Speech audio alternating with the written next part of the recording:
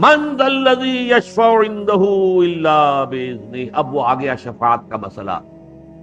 پہلے تو یہاں پر نوٹ کیجئے کہ انداز کیا ہے. من ذا الذی یشفع عندہ الا باذنہ. کون ہے وہ جو شفاعت کی جرات کر سکے اس کی جناب میں مگر اس کی اجازت سے.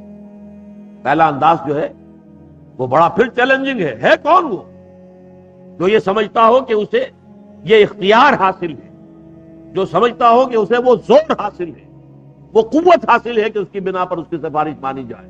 کوئی نہیں ہے اس کائنات میں.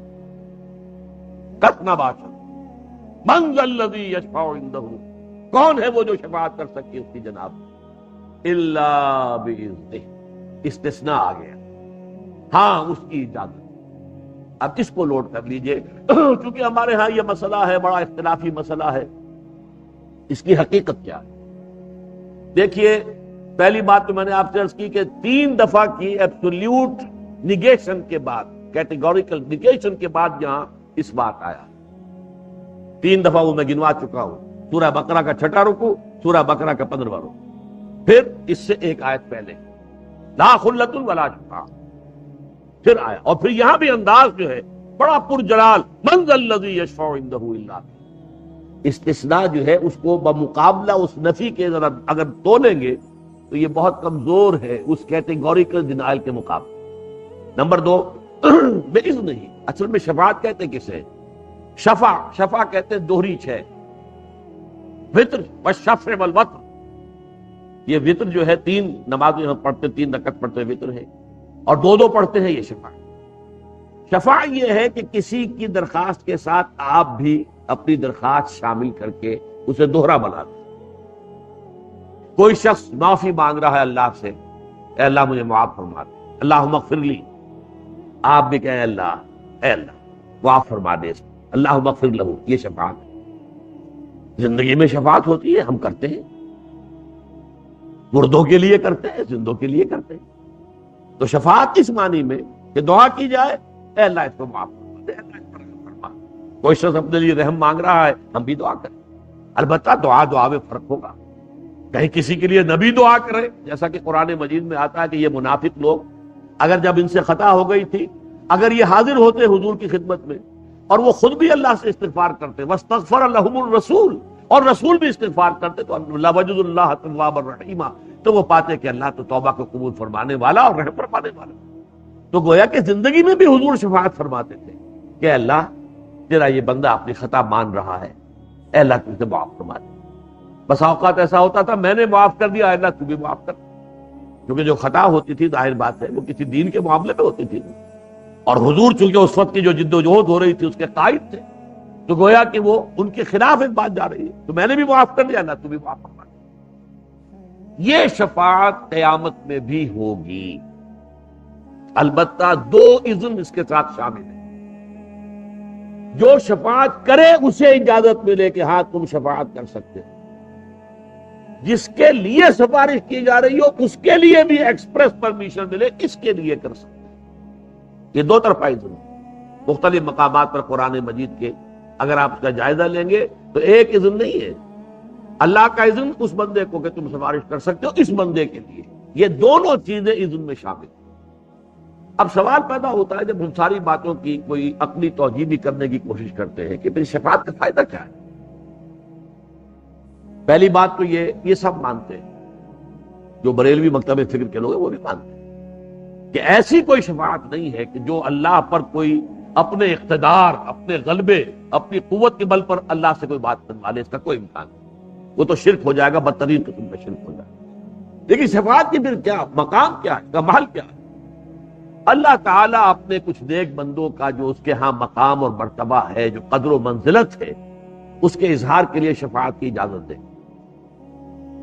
لیکن اب اگر ہم یہ سمجھے کہ جیسے یہ مجمع لگا ہوا ہے اور میں کہوں صاحب اچھا صاحب آپ کر سکتے ہیں شفاعت ان کے حق میں, تو پھر تو کوئی قدر و منزلت ان کی تو سامنے نہ آئی, وہ تو میرا اختیار آیا نا لوگوں کے سامنے. لہذا یہ خفیہ ہوگی کمیونیکیشن, وحی کے ذریعے سے. وحی کسے کہتے ہیں؟ الاعلام بالخفاء والسرعہ, ہوگی اندر, لیکن یہ کہ لوگوں کے سامنے یہی آئے گا کہ انہوں نے ان کے حق میں سفارش کی ہے, اللہ نے منظور کر لی ہے, ان کا اللہ کے ہاں مقام ہے, رتبہ ہے. ان کا پایا ہے، ان کی قدر و منزلت ہے۔ اس طریقے سے ان بندوں کی قدر و منزلت کا اظہار ہو جائے گا پبلک کے سامنے علی رؤوس الاشہاد۔ بس اس میں یہ باریک فرق جو ذہن میں آ جائے تو ساری گتھی کھل جاتی ہے، حل ہو جاتی ہے، کہ اس میں یہی ہے کہ یہ اجازت جو ہے یہ اعلانیہ نہیں ہوگی، یہ اجازت مخفی ہوگی، الاعلام بالسرعۃ والخفاء، اور اس کے ذریعے سے اللہ تعالیٰ جو ہے، لیکن آپ کے لیے یہ عقیدہ رکھنا لازم ہے کہ کوئی شفاعت نہیں کر سکے گا وہاں بغیر اللہ کی مرضی کے، اور کسی کے حق میں شفاعت نہیں کی جا سکے گی جس کے لیے اللہ کی مرضی نہ ہو۔ اگر ان دونوں لیمیٹیشنز کے بغیر آپ نے شفاعت کا کوئی تصور ذہن میں رکھا تو یہ گمراہی کی بنیاد بن جائے، پھر آپ کا تکیہ اس شفاعت پر ہو جائے۔ اور آپ کو معلوم ہونا چاہیے اصل شرک کی بنیاد، خاص طور پر جو عرب میں مشرکین تھے، ان کی شرک کی بنیاد تو شفاعت باطلہ کا تصور تو تھا۔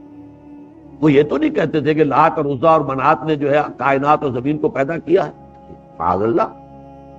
قرآن میں بار بار آتا ہے وَلَئِن سَأَلْتَهُم مَّن خَلَقَ السَّمَاوَاتِ وَالْأَرْضَ لَيَقُولُنَّ اللَّهُ۔ اے نبی اگر آپ ان مشرکوں سے پوچھیں گے آسمان اور زمین کس نے پیدا کیے، یہ کہیں گے اللہ نے پیدا کیے۔ اور کس نے کیے؟ لات نے، عزا نے، منات نے، کسی نے بھی پیدا نہیں کیے۔ ان کا مقام کیا تھا؟ وہ کہتے تھے یہ اللہ کی بیٹیاں ہیں، اللہ کی لاڈلی ہیں، اور یہ شفاعت کریں گی ہماری، اور اللہ اس کی شفاعت کو رد نہیں کر سکے گا۔ پیاری بیٹی آپ کے پاس آئے، اور مجھے اس پر بھولتا نہیں یہ واقعہ، حضرت فاطمہ رضی اللہ تعالی عنہ، لخت جگر، نور چشم، محمد رسول اللہ کا صلی اللہ علیہ وسلم، جتنی محبت آپ کو تھی ہم اندازہ نہیں کر سکتے، کتنا احترام کرتے تھے کہ حضرت فاطمہ آتی تھی تو آپ کھڑے ہو جاتے تھے، اور پھر جو اپنی چادر ہوتی تھی وہاں انہیں بٹھاتے تھے حضرت فاطمہ، بہت ہی محبت۔ اور وہ لاڈلی اور محبوب بیٹی آئی ہے، ابا جان دیکھیے یہ میں چکی پیسنے کی وجہ سے یہ میرے ہاتھوں میں گٹے پڑ گئے، دیکھیے میں کنویں سے خود پانی لاتی ہوں مشکیزہ اپنے کندھے کے اوپر، تو یہاں پہ بندھی پڑ گئی ہے، نشان پڑ گیا۔ ابا جان اب تو عام لوگوں کے ہاں بھی بڑی سہولتیں ہو گئی ہیں، بڑی فراوانی ہے، اب تنگ دستی کا دور ختم ہو گیا، غزوہ خیبر کے بعد ایک دم بڑی خوشحالی آ گئی، تو ابا جان مجھے بھی کوئی غلام، کوئی کنیز عطا کر دیجئے تاکہ مجھے میرے کام میں کوئی ہاتھ بٹائے، اور کوئی دولت نہیں مانگی تھی، ایک معاون، ہیلپر۔ فرمایا نہیں بیٹی یہ چیزیں ہمارے لیے نہیں، میں تصور نہیں کر سکتا کیا بیتی ہوگی حضور کے قلب پر اس وقت۔